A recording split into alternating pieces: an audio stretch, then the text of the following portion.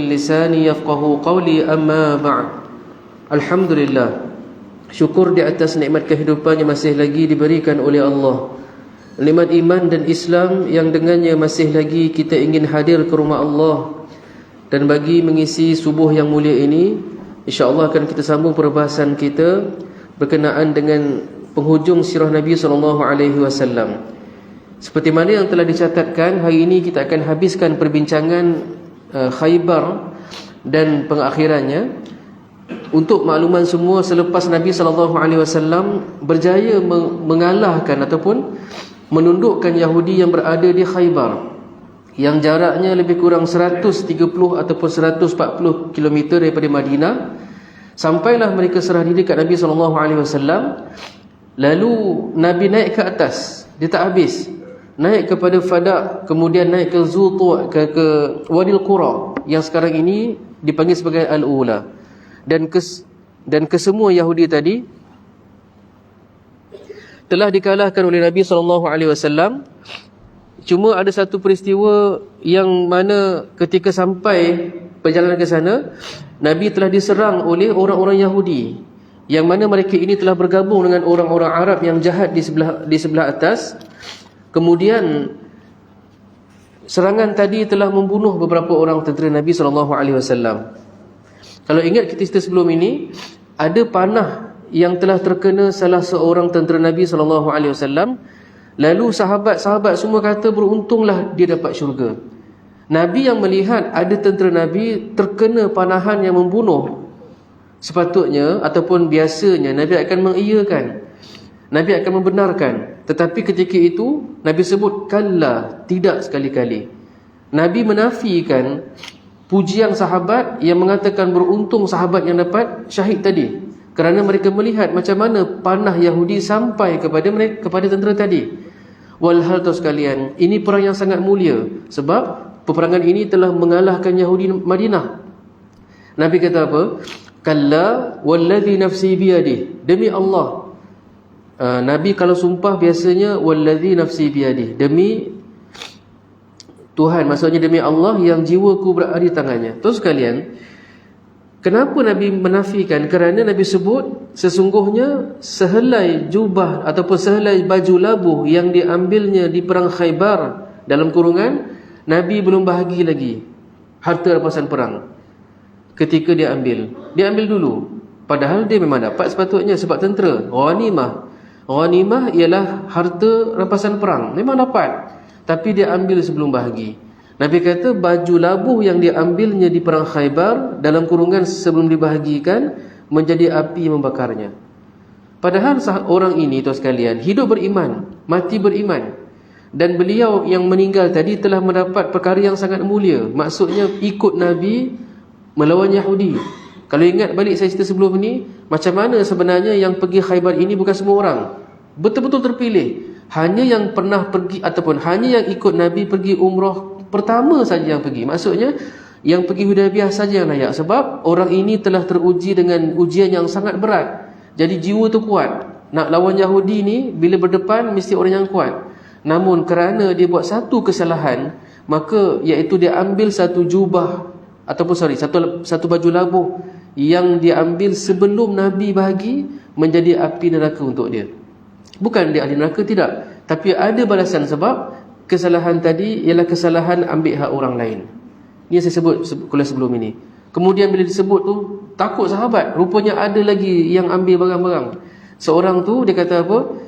Ya Rasulullah, saya ada ambil satu ataupun dua helai tali kasut. Tali kasut je pun. Nabi kata tali kasut api neraka. Subhanallah tuan sekalian. Jadi selepas semua peristiwa tadi, Nabi balik ke Madinah, dan kita berhenti setakat apa? Setakat Nabi SAW memakan hidangan yang dimasak oleh Zainab binti, siapa ingat? Tulis tu kan? Apa nama perempuan yang racun Nabi SAW? Zainab, saya dah belum cerita ke? Dah. Zainab binti Al-Haris. Dia ini ialah isteri Salam bin Mishkam. Salam ni siapa? Yahudi di kawasan Bani Nadir yang terlibat dalam komplot nak bunuh Nabi SAW di Bani Nadir. Jadi suami dia terlibat dalam perancangan bunuh Nabi tahun ke-5 Hijrah. Isteri dia naik nama tahun ke-7. Dah habis perang Khaybar, dah tak ada masalah dah. Nabi balik Madinah, dia tanya pada sahabat, apakah yang Muhammad suka makan? Dia orang kata kambing. Bahagian mana yang Nabi suka? Peha. Maka dimasakkan satu kambing panggang, lalu dilumur racun ke seluruh kampung tersebut. Dan difokuskan racun tadi paling banyak di bahagian peha. Nabi makan.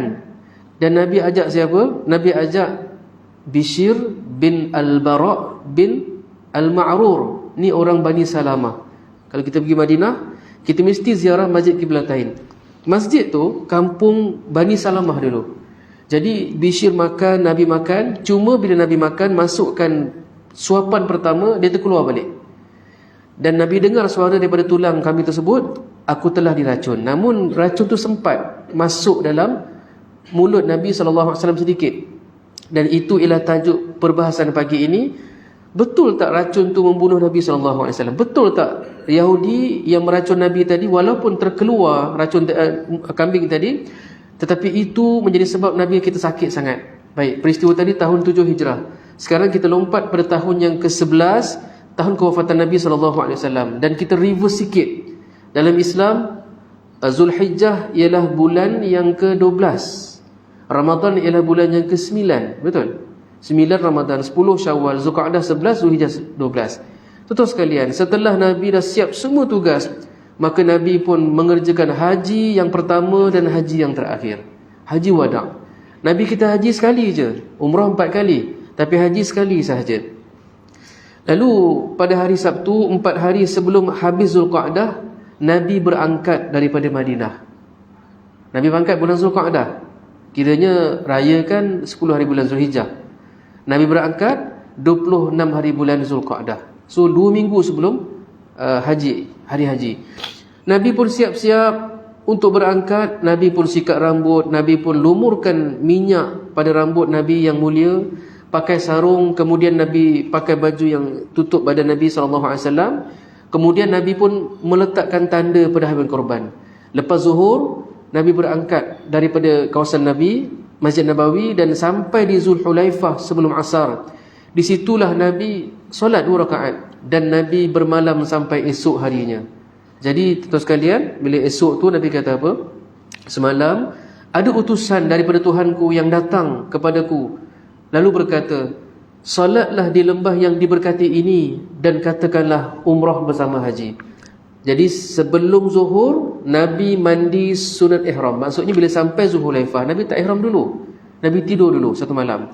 Esok tu barulah Nabi pakai ihram. Lalu Nabi pun mandi sunat ihram sebelum pakai baju tadi. Dan Aisyah memakaikan harum-haruman darirah dan muks kasturi pada badan dan kepala Nabi SAW. Inilah antara dalil boleh kita buat semua ini sebelum niat ihram. Nak wangi, nak minyakkan rambut, nak apa sekalipun dibuat sebelum berniat umrah. Berniat haji ataupun umrah. Nabi biarkan haruman tadi melekat pada tubuh Nabi SAW. Lalu Nabi pun ucapkan talbiyah dan Nabi pun naik qaswa, unta sayang Nabi SAW. Terus sampai ke Zultua, barulah Nabi sampai di sana, masuk Mekah, dan Nabi pun solat subuh dan mandi pada hari Ahad 4 Zulhijjah. Nabi ambil masa 8 hari tak sampai ke sana. Bila sampai menjadi haram tuan sekalian, Nabi pun bertawaf di Baitullah dan bersa'i antara Safa Marwah. Tetapi Nabi tidak tahallul sebab Nabi buat haji qiran. Nabi haji qiran. Kan ada haji ifrad yang paling susah tu, kemudian haji tamattu' yang menjadi pilihan kita. Senang, umrah, tahallul, haji. Dan Nabi buat haji qiran. Jadi dipendekkan cerita tu sekalian, Nabi buat benda yang agak pelik. Sebab tahun itu Nabi berkhutbah kali pertama dan terakhir untuk haji. Tahun itu tuan sekalian, dalam riwayat sebut ada 124 ataupun 144 ribu orang yang sudah berkumpul. Nabi pun menyampaikan khutbah, wahai manusia, dengarlah kata-kataku.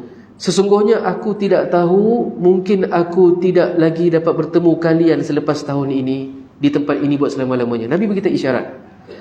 Nabi kata apa? Bahawasanya darah dan harta kamu haram terhadap kamu. Maksudnya mulia ataupun terhormat. Sebagaimana kehormatan hari ini pada bulan ini dan negeri ini. Ingatlah, semua perkara yang berhubung dengan jahiliyah telah terhapus di bawah tapak kakiku. Darah yang ditumpahkan semasa jahiliah dihapuskan. Dan tuan-tuan sekalian, akhirnya Nabi sebut apa dia? Aku tinggalkan kepada kamu yang mana kamu berpegang dengannya, kamu takkan sesat selama-lamanya, iaitulah kitab Allah dan sunnahku. Baik. Kemudian tuan-tuan sekalian, masuk kepada perbincangan yang paling penting, macam mana kisah kewafatan Nabi SAW. Sebab haji itu saya akan masukkan tajuk ini. Tuan sekalian, dalam sirah yang dikarangkan ataupun dikumpulkan oleh Syekh Safi Rahman Mubarakfuri, seorang yang buat PhD, tesisnya dijadikan buku. Baik, dikumpulkan semua hadis yang kuat. Hadis-hadis pasal Nabi wafat ini dikumpulkan, yang paling banyak ialah pada minggu terakhir Nabi SAW. Namun diselitkan bahawasanya Nabi wafat tahun ke-11 Hijrah. Jadi tahun sebelum tu, tahun 10 ialah Ramadan terakhir Nabi SAW. Dan pelik sebab biasanya Nabi akan iktikaf 10 hari 10 malam. 10 malam. Tapi untuk tahun ke-10 itu Nabi iktikaf 20 malam. Pelik sikit. Sebab itulah Nabi Jibril yang memang datang setiap tahun untuk tadarus dengan Nabi SAW, tahun itu 2 kali pusing. Dan disebut di sini ketika Haji Wada' Nabi dah sebut dah ada tanda-tanda Nabi nak wafat. Yang tadi Nabi kata, aku tak pasti entahkan aku dapat bertemu kamu ataupun tidak lepas ni. Dan kemudian di Jamrah Aqabah Nabi sebut lagi sekali, pelajarilah ibadah haji kalian daripadaku. Manasik ni haji, belajar. Kerana boleh jadi aku takkan buat lagi haji selepas tahun ni. Di Jamrah. Kemudian tahun yang sama, bulan yang sama, hari tasyrik, tengah-tengah, mungkin 12 hari belum ke 11 bulan, Allah Ta'ala turunkan surah Idza Jaa Nasrullahi wal Fath. Surah yang membuatkan sahabat semua gembira, tetapi membuatkan seorang sahabat sedih sebab dia faham surah tersebut. Idza Jaa Nasrullahi wal Fath, bila datang kemenangan dan pertolongan Allah. Kemudian kamu akan saksikan wa ra'aitan nasa yadkhuluna fi dinillahi afwaja. Manusia masuk dalam Islam berbondong-bondong. Sahabat semua gembira kecuali seorang yang faham sebenarnya itu ialah berita Nabi akan pulang kepada Allah. Safar tahun depan Nabi wafat bila? 12 Rabiul Awal tahun ke-11. Tak ada khilaf. Nabi lahir bila? Ada khilaf. 9, 10, 12. Tapi Nabi wafat memang ulama sepakat 12 Rabiul Awal tahun 11 Hijrah. Genap 63 tahun. Safar tahun tu sekalian, lagi 2 bulan. Muharram, Safar, lagi sebulan, Rabiul Awal. Nabi pergi ke Uhud dan bercakap dengan syuhada Uhud. Kalau kita pergi sana, kan kita nampak bukit pemanah. Itu ialah bukit yang tentera Islam berkubu 50 orang.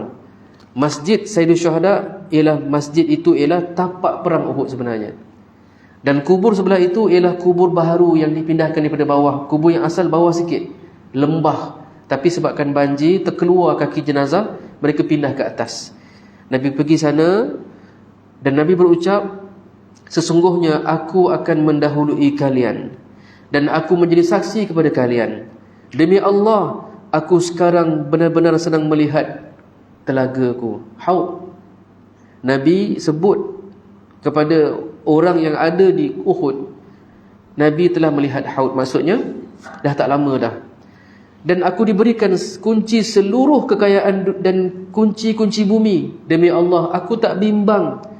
Ni pada orang hidup, aku tak bimbang kamu akan syirik selepasku. Nabi kenal orang Madinah. Yang aku bimbang, kelak kamu akan berlumba-lumba merebut dunia. Tuan sekalian, malam itu, masa satu malam Nabi pun pergi Baqi'. Nabi pergi Baqi' pula, sebelah kiri masjid. Nabi mohonkan keampunan bagi penghuni Baqi'. Assalamualaikum ya ahlad diyar. Assalamualaikum wahai penduduk kubur. Moga kalian bersenang lenang dengan nikmat yang kalian sedang kecapi berbanding orang-orang lain yang ada hal lain. Telah datang fitnah bagaikan sebahagian malam yang gelap gelita. Fitnah yang kemudian menyusul itu lebih buruk dari yang sebelumnya. Maksudnya selepas Nabi wafat, semakin hari semakin teruk dunia ni tuan sekalian. Apa yang berlaku hari ini teruk, esok lagi teruk, nanti bulan depan lagi teruk. Sebab itulah saya buat video tak sengaja je, tapi banyak pula yang tengok. Saya cuma cerita, saya terkejut pada minggu ni. Saya kan cikgu sekolah rendah. Jadi saya mengajar dekat Islam tentang perkara yang batalkan puasa.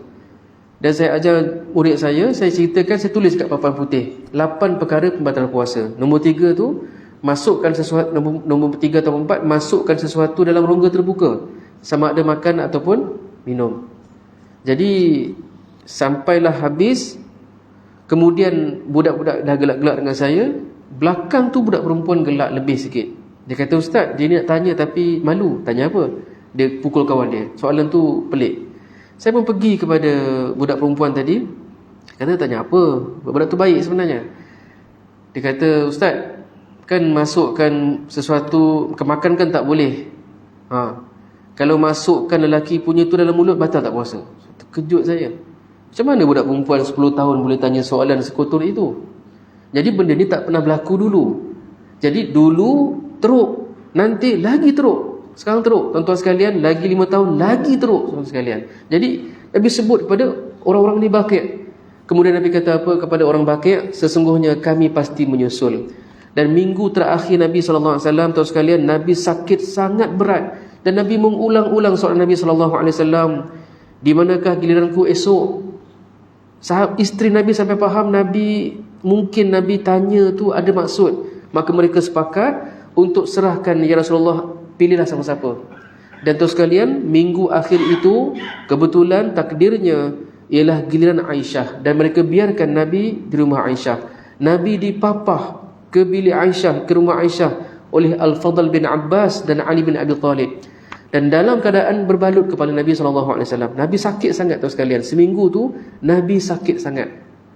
Ketika masuk di rumah Aisyah, Nabi menghabiskan minggu terakhir seluruhnya dengan Aisyah.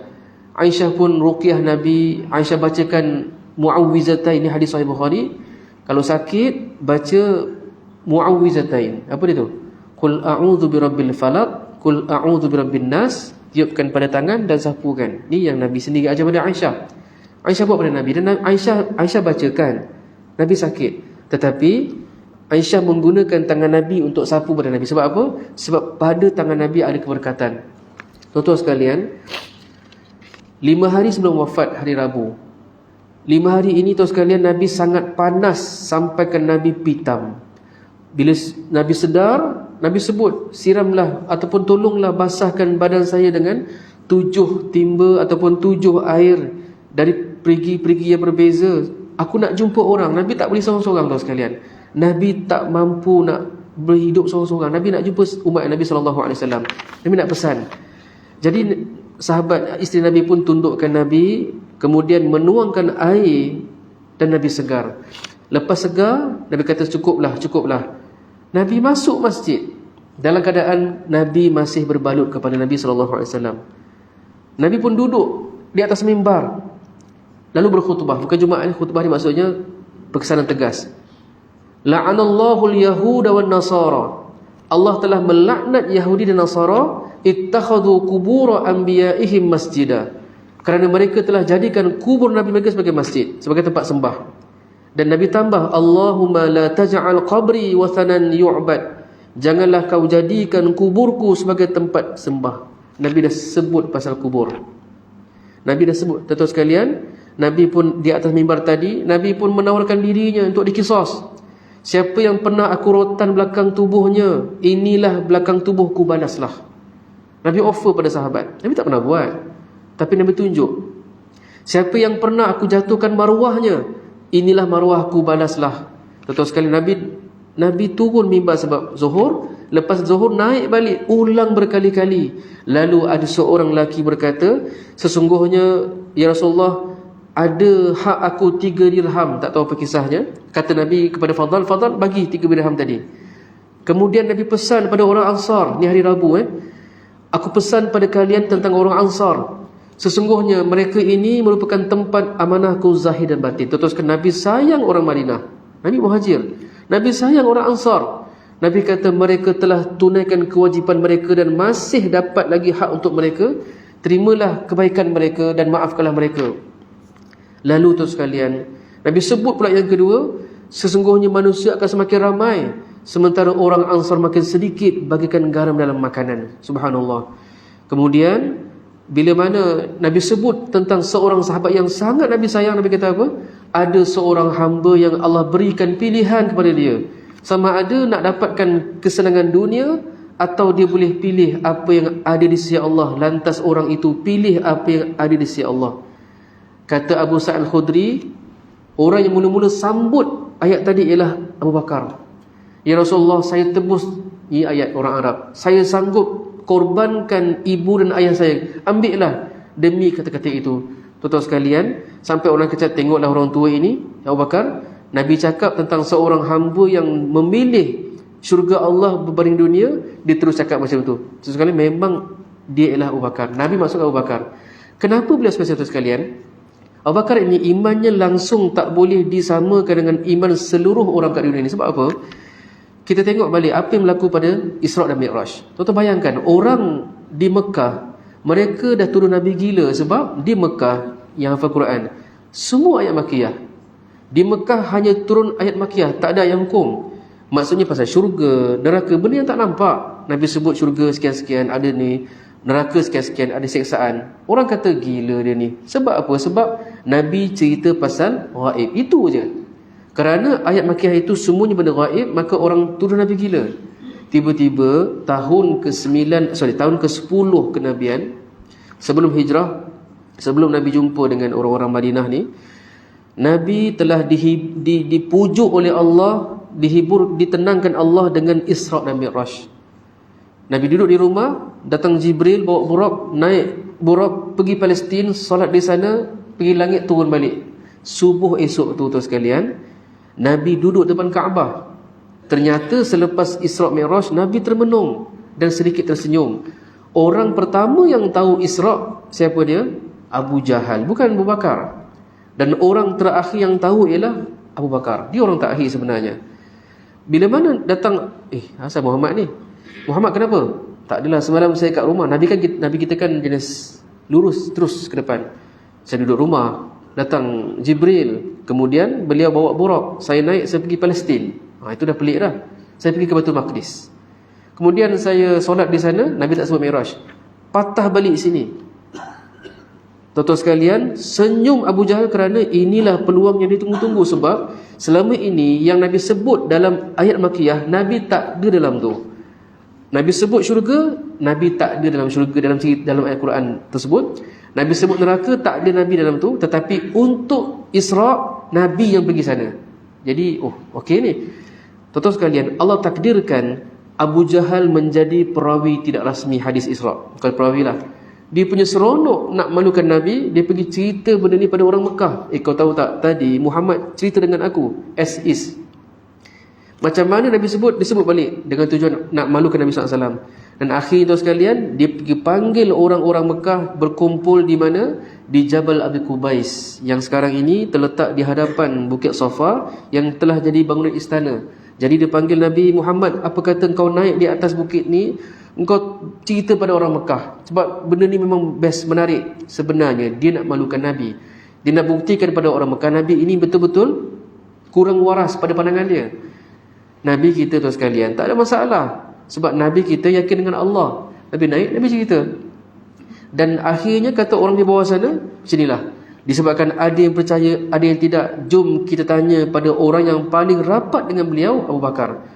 Maka tuan sekalian, orang Islam dan orang kafir Mekah ketika itu tak pernah pun jalan sekali. Tapi itulah kali pertama mereka jalan sama-sama pergi ke kebun Abu Bakar. Dan ketika sampai di kebun, Abu Bakar tak tahu lagi. Maksudnya cerita ni dah tersebar di seluruh Mekah, namun beliau belum tahu lagi. Dan datang si kafir tadi jumpa Abu Bakar. Wahai Abu Bakar, ya kenapa? Kau tahu tak sahabat kau tu cerita benda pelik pagi tadi. Cerita apa? Dia ulang balik benda yang sama. Dia kata dekat rumah dia duduk, datang Jibril bawa burak, naik burak terus sampai ke Baitul Maqdis. Sebab tuan-tuan, Palestin tu Syam, tempat perdagangan orang Arab. Dia tahu memang jauh. Dan pagi tadi sampai rumah balik. Muhammad cerita. Ya, betul lah. Macam tu je. Kalau Muhammad betul lah. Betul sekalian, iman tu menyebabkan Allah Ta'ala meletakkan beliau ini orang yang paling kanan dengan Nabi SAW. Nabi puji. Maksudnya, seminggu sebelum kewafatan ini tuan sekalian, Nabi puji Abu Bakar. Bahkan kalau tengok sirah, beliau ini ada 4 gelaran. Namanya siapa? Abdullah. Nama dia Abdullah. Abdullah bin Abi Quhafah At-Taimi Al-Qurashi. Panggilan Abu Bakar. Tapi gelaran dia ada 4. Pertama ialah As-Siddiq. Yang kedua ialah Khalifatul Rasulullah, pengganti Nabi SAW dari segi kepimpinan. Yang ketiga ialah Al-Atiq, Alif Lam Ain Taf Yaqa. Yang keempat As-Sahih. Abu Bakar tu sekalian, Nabi dah sebut depan dia lebih dari sekali. Ya Abu Bakrin, wahai Abu Bakar, anta atiqullah minan nar, kama qala. Kamu ini orang yang Allah bebaskan dari api neraka. Tuan-tuan bayangkan macam mana perasaan beliau. Nabi cakap depan muka dia, engkau ini orang yang Allah bebaskan dari neraka. Subhanallah. Selain dia, siapa lagi tu sekalian yang Nabi sebut? Ukashah. Ukashah ni kenapa? Dalam Riyadhus Shalihin, Nabi tengah bagi bukan khutbah, Nabi tengah cakap tentang sesuatu dan Nabi sebut tentang keredaan Allah, kemaafan Allah, tentang syurga dan neraka. Kemudian seorang Nabi sebut macam ni, dalam kalangan setiap, Nabi kata, satu masa aku melihat ramai Nabi, banyak Nabi, kemudian setiap Nabi tu tak sama. Ada yang ada umat, ada yang 10 orang, ada yang 2 orang, ada yang tak ada umat. Tetapi aku nampak di sana ada Nabi tu ramai sangat. Sahabat tanya, adakah engkau? Tidak, orang lain. Tetapi di hujung sekali, ramai sekali, itulah umatku. Dan Nabi kata, sesungguhnya pada kita ini, umatku ini, akan ada 70,000 orang yang masuk syurga tanpa hisab. Kiranya mati terus ke syurga. Subhanallah. Bangun seorang sahabat bernama Ukashah ataupun Ukashah. Ya Rasulullah, saya nak minta saya jadi orang tu boleh tak? Nabi kata, ya, awak salah seorang. Nabi doa direct depan Ukashah. Kemudian bangun seorang sahabat, dia minta dia orang kedua. Saya Rasulullah, minta maaf, kamu telah didahului Ukashah. Seorang sekalian. Jadi bayangkan kata sekalian, ketika itu Abu Bakar ini ialah seorang sahabat yang tak ada sebelah Nabi masa Nabi wafat. Tak ada juga. Yang ada ialah Aisyah.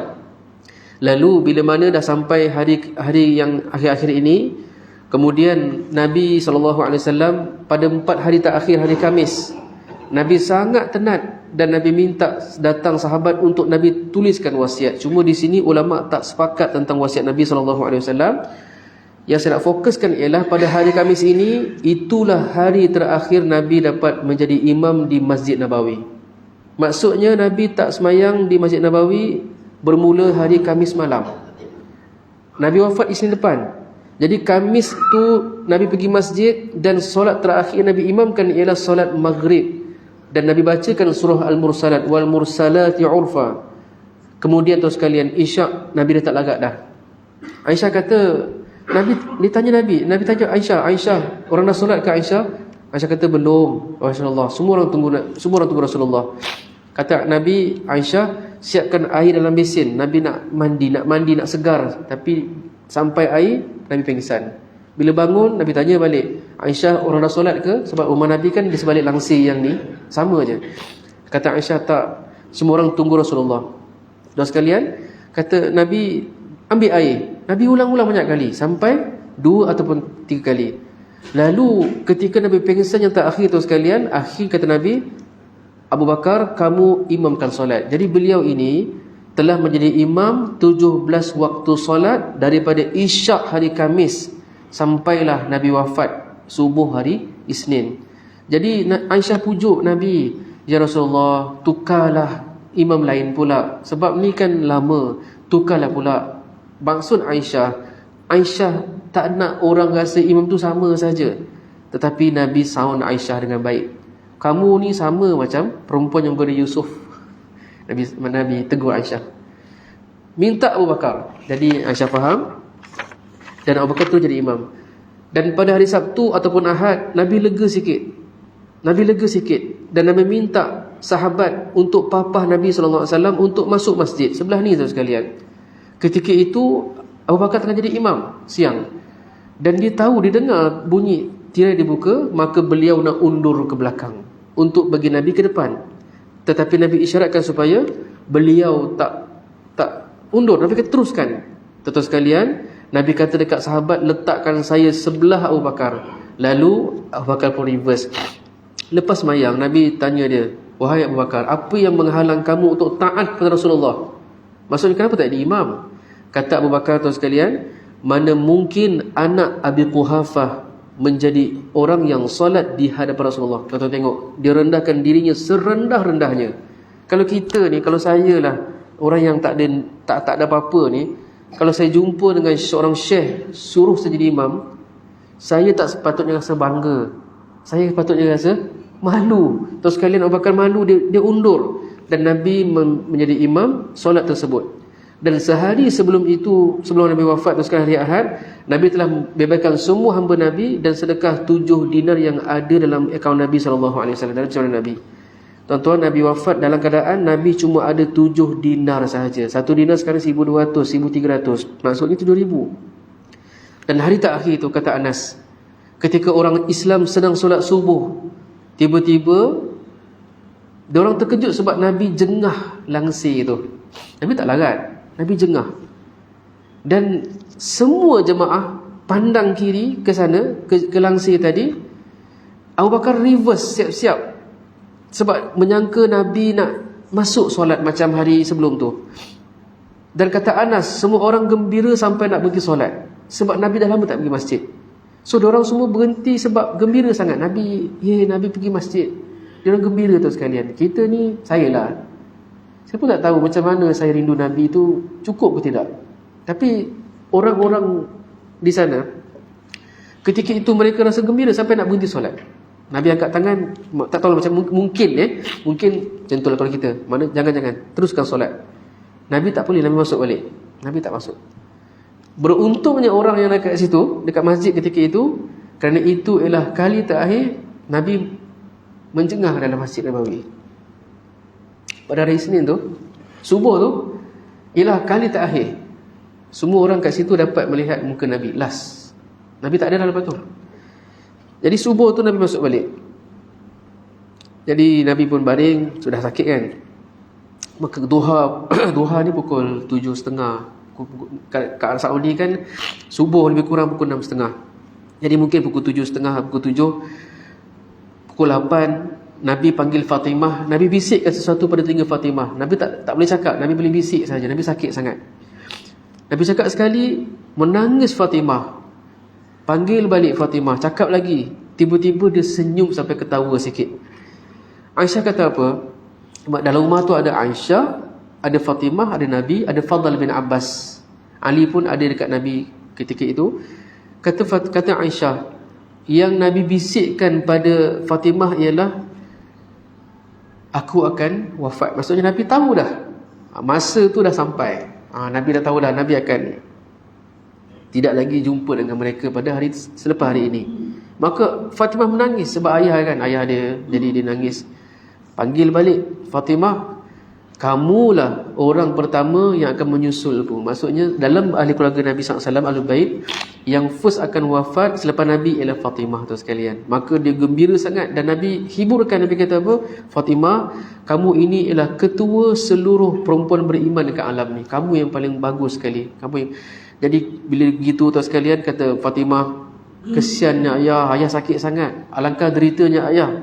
Kata Nabi kepada Fatimah, selepas ini tidak akan ada lagi sakit ke atas ayahmu ini. Maksud Nabi dah memang nak habis dah. Dia panggil anak-anak Nabi, pesan. Panggil isteri Nabi, pesan. Sampai Nabi sempat cakap dengan Aisyah dalam masa yang mungkin dekat-dekat, wahai Aisyah, aku masih rasa lagi kesan racun yang aku makan di Khaybar. Ni saya nak kata tu. Yang diracun 3 tahun sebelum itu, terus kan Nabi sakit sampai wafat. Kata Nabi, sekarang tibalah masanya aku merasakan seperti nak putus urat tengkukku sebab sakit sangat. Rupa-rupanya selama ini, selepas balik Khaybar, Nabi sakit, cuma Nabi tak nampak sakit.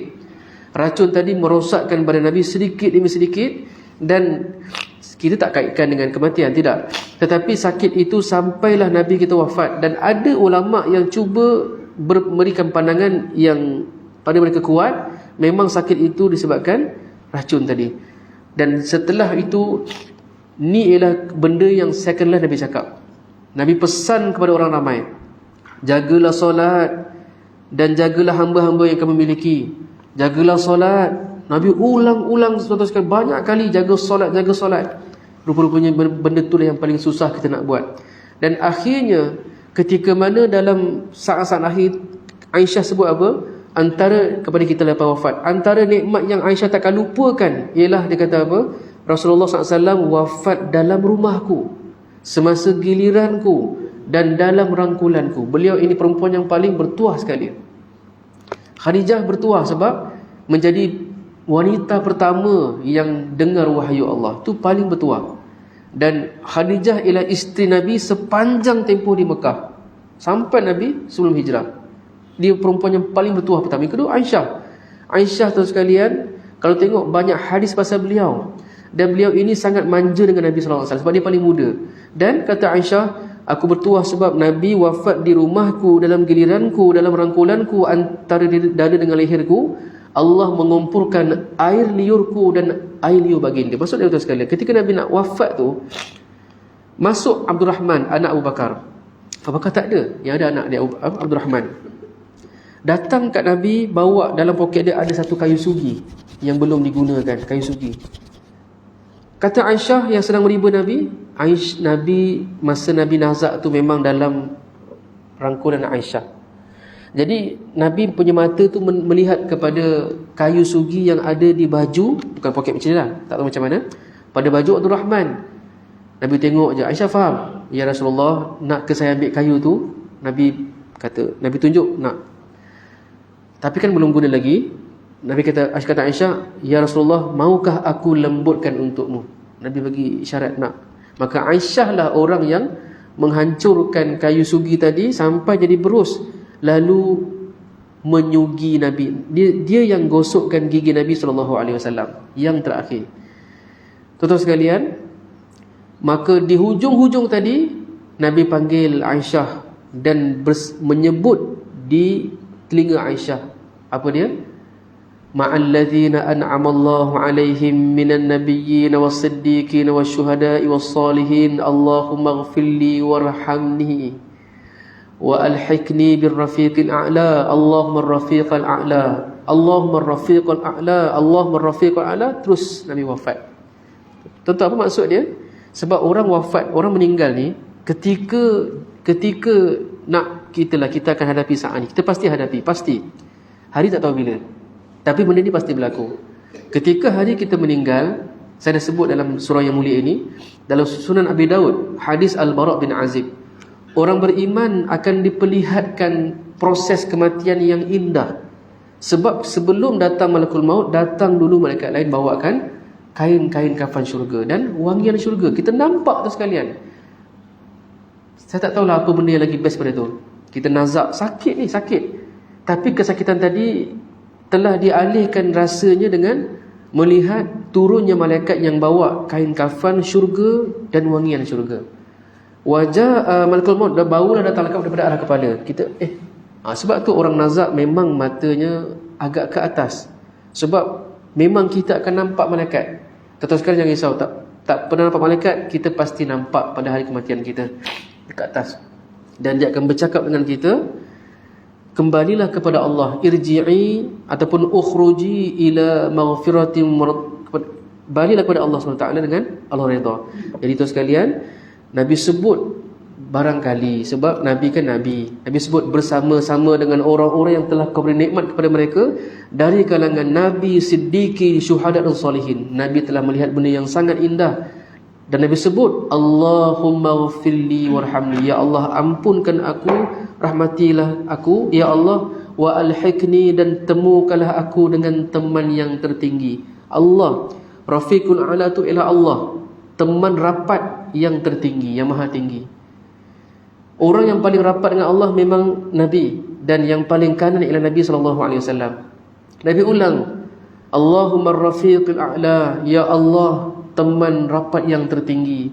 Allahumma Rafiqul A'la, ya Allah. Tak tahu, kita tak apa Nabi nampak, tapi pasti indah. Kemudian selepas kali yang ketiga, tangan Nabi telah terkulai dan wafat Nabi SAW sekalian, tiba-tiba berubah dan kata Anas bin Malik, aku tak pernah melihat hari yang paling indah melainkan hari Nabi sampai kepada kami, hijrah. Dan aku tak pernah melihat hari yang sangat gelap dan buruk melainkan hari wafatnya Nabi SAW. Tuan-tuan sekalian, selepas Nabi wafat, Fatimah dekat sebelah Aisyah kata apa? Duhai ayahanda kesayanganku yang telah menyahut panggilan Tuhannya. Wahai ayahku, syurga Firdaus tempat kembalinya.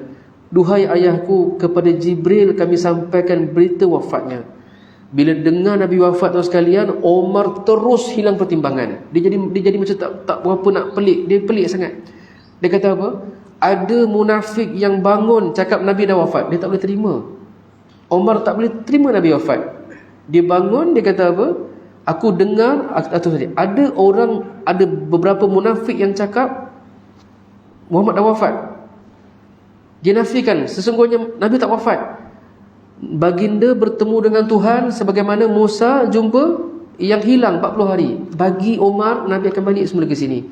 Tuan sekalian, dia pun keluar kepada kaum-kaum dia yang sedang sebut Nabi wafat. Demi Allah dan Rasulullah, demi Allah, Nabi akan kembali. Aku potong tangan dan kaki saya cakap Nabi mati. Dia tak boleh terima tu sekalian. Dia sedih sangat sebab Umar ni orang yang sangat bersyukur kepada Allah. 4 orang sahabat yang besar, Abu Bakar, Umar, Osman, Ali. Yang sejarahnya pelik ialah Umar tu sekalian. Sebab dia agak agresif masa kafirnya. Dia pernah minum arak. Dia ialah pahlawan Quraisy yang banyak bunuh orang dan sebagainya. Dia ada banyak benda dia buat sebelum Islam. Tapi kerana Nabi baca Quran sebelah Kaabah menjentik hati dia, dia balik kepada Allah. Saya dah cerita, saya tak ulang balik. Nabi baca surah apa? Surah Al-Haqqah. Surah pendek, 52 ayat. Yang mana dia dengar Nabi baca tu, dia rasa macam, ya Allah, indah sangat kalam ini. Dia dengar daripada awal, tetapi dia terjentik hatinya bermula ayat 40. Innahu laqawlu rasulin karim. Dia kata, betul lah kata orang, Muhammad ini seorang penyair. Ayat 41 apa dia? Wa ma huwa biqauli syair qalilan ma tu'minun. Ini bukan, dia cakap dalam hati, ini penyair, ini syair, tetapi ayat Allah menafikan dengan lafaz Nabi SAW, seolah-olah cakap dengan dia. Kemudian dia kata, macam mana dia tahu ni? Mungkinkah dia seorang yang bersihir, seorang dukun? Allah takdirkan ayat 42 apa dia? Wala biqauli kahin qalilan ma tadhakkarun. Jadi dia dengar sampailah teruskan dia Islam. Ketika Nabi balik kepada Allah, dia tak boleh terima. Dia langsung tak boleh terima. Bahkan dia nak bunuh ataupun dia nak potong tangan siapa yang cakap Nabi wafat. Ketika itu barulah datang Abu Bakar. Dia tak ada masa Nabi wafat. Terus dia datang dengan kudanya daripada rumah di Al-Sanah, sampailah masuk masjid. Langsung tak cakap dengan orang, masuk dalam rumah Nabi SAW. Ketika itu Nabi sudah pun ditutup dengan sehelai kain. Dia tak sempat tengok. Betul-betul sedih tu sekalian. Dia nangis dan dia cakap apa? Demi Allah, sesekali tidak akan mengumpulkan 2 kematian untukmu. Kematian yang telah ditetapkan ke atasmu telah pun kau hadapi. Ketika itu dia tengok Umar tengah tak betul, tengah marah orang dan sebagainya. Dia kata, Umar duduk, Umar duduk. Umar tak nak duduk. Jangan Umar, duduk Umar. Lalu kata Abu Bakar, siapa yang sembah Muhammad, Muhammad telah wafat. Siapa yang sembah Allah, Allah tidak hidup dan Allah hidup dan tidak mati. Lalu dibacakan ayat Ali Imran, wa ma Muhammadun illa rasulun qad khalat min qablihi ar-rusul afa imma ta'u qutilan qalabtum ala aqabikum wa man yanqalib ala aqibaihi falyadurrullaha syai'a wa sayajzillahu syakirin. Kata Abu Bakar apa? Ayat tadi, tidaklah Muhammad ini melainkan seorang rasul yang telah pun didahului rasul lain. Maksudnya beliau wafat. Jikalau demikian, kalau baginda mati atau terbunuh, patutkah kamu balik kepada kafir? Ingatlah, siapa yang balik kafir, dia takkan beri mudarat sikit kepada Allah. Sebaliknya, siapa yang terus Islam, Allah berikan pahala yang sangat banyak pada orang yang bersyukur. Itu sekalian. Jadi kata Ibnu Abbas, manusia sampai tak perasan itu ayat Quran sebab orang fokus pada 2 otak ni. Umar yang sedang marah dan Abu Bakar yang sedang memujuk Umar. Kata Abu Bakar, Lepas ayat tadi, maka semua orang ambil ayat, dan kemudian Umar kata, demi Allah, aku dengar ayat tadi, aku jadi lemah longlai, terduduk tak berdaya. Tuan-tuan sekalian, dia pun lemah. Akhirnya kata Umar, aku terima Nabi telah wafat. Dan untuk maklumat semua tuan sekalian, Nabi wafat di mana? Di dalam rumah Aisyah, yang sekarang ini maqam Nabi SAW. Yang gali selepas Nabi wafat tadi, Nabi tak dikebumikan. Nabi kebumi hari Selasa malam. Lambat. Sebab apa? Sebab di sana berlaku sedikit keadaan yang saya takut salah perkataan, tak selesai. Ketika itu orang Islam telah terbahagi dua kumpulan. Orang Mekah Muhajirin menguruskan jenazah Nabi SAW di rumah Nabi. Orang Ansar pergi ke Saqifah Bani Sa'idah. Bukan berpecah, tapi mereka tengah fikir siapa kena ganti Nabi. Sebab dalam Islam tak boleh tak ada ketua, mesti ada ketua. Jadi bila Nabi tak ada, siapa ganti Nabi SAW? Jadi mereka fikir, maka orang-orang Ansar pun pergilah ke rumah orang pergi ke sebenarnya rumah Ubadah Sa'ad bin Ubadah di Saqifah Bani Sa'idah tu. Pergi sana, kemudian mereka mula berbincang tentang macam mana ni, sebab langsung Nabi wafat, langsung tak ada ayat Quran, langsung tak ada hadis yang sebut siapa yang patut ganti Nabi SAW. Ketika itu sekalian, mereka buat putusan, tak apalah, kita lantik Sa'ad bin Ubadah, sebab memang dia ketua Ansar. Tapi orang tak setuju, sebab mana boleh, kita kat sini Ansar, orang lain dekat sana orang Muhajirin, tak boleh. Allah takdirkan Umar, Abu Bakar pergi rumah tadi, pergi Saqifah Bani Sa'idah di sebelah kanan Masjid Nabawi. Kemudian jumpa Abu Ubaidah jarak, jom pergi sana. Sekarang dah 3 orang Mekah. Lalu dicadangkan, dia kata tak apalah, apa kata saya cadangkan begini, kita lantik orang Ansar dan seorang lagi ialah orang Muhajir, 2 orang. Namun tuan sekalian tak setuju. Mana boleh, kan? Bangun seorang sahabat bernama Zaid bin Thabit. Dia bangun, dia pegang tangan Abu Bakar, dia angkat, kita lantik dia saja. Sebab banyak sangat, cerita tu untuk kuliah nanti, saya bagi teaser sikit. Maka sekarang kita bai'ah Abu Bakar, tuan sekalian. Maka ketika itu seorang demi seorang membai'ah Abu Bakar As-Siddiq. Dan saya kena potong sebab teaser kan. Akhirnya Nabi dikebumikan pada hari Selasa, pada hari Selasa selepas malam tu, maksudnya malam Rabu, barulah Nabi dikebumikan di bilik Aisyah. Jadi sebab tu bila saya pergi Raudah, saya akan bawa trip kan, saya kadang-kadang pesan kepada jemaah, janganlah fokus sangat kepada solat sunat Raudah tu, memang solat sunat, tapi janganlah masuk tu terus melunggu solat sampai habis. Ada sedikit kerugian, sedikit. Apa yang ruginya? Sebab kalau kita solat tak kena bangun, dah solat kena keluar, jadi boleh lambatkan sikit solat tu, lambat sikit. Saya kata bila masuk, cubalah duduk sekejap dalam Raudah tu, mengenang kembali kisah yang saya cerita ni. Macam mana pagi tuan-tuan duduk dekat Raudah tu, duduk tempat Isnin subuh tu, perasaan orang yang melihat bilik Nabi dijengah oleh Nabi pada hari terakhir. Tengok, kita dekat tempat tu, kita di situ. Bayangkan kita duduk, Nabi masih hidup, dan selepas 5 hari tak pergi masjid, 4 hari Nabi jengah. Macam mana perasaan di tempat itu, di Raudah, di masjid Nabi. Rasa sekejap perasaan tu, ambil feeling tu. Betapa seronoknya kita rindu Nabi. Macam mana ya kalau Nabi jengah, ya Allah, perasaan yang tak boleh digambarkan. Satu. Yang kedua, macam mana kesedihan orang di masjid. Sebab rumah Nabi kecil je, tak boleh masuk semua orang. Tahu Nabi wafat tapi tak boleh masuk. Macam mana kesedihan orang-orang Madinah semua di situ ketika mana tahu Nabi telah wafat, dan apakah dialog di dalam rumah Nabi. Saya kata duduklah sekejap, ambil 2 minit, cuba masukkan memori itu, untuk lepas ni bila balik Malaysia kita selawat, kita boleh nangis sebab kita ada kat tempat tu. Lepas tu baru bangun sembahyang 2 rakaat. Itu yang saya buat lah.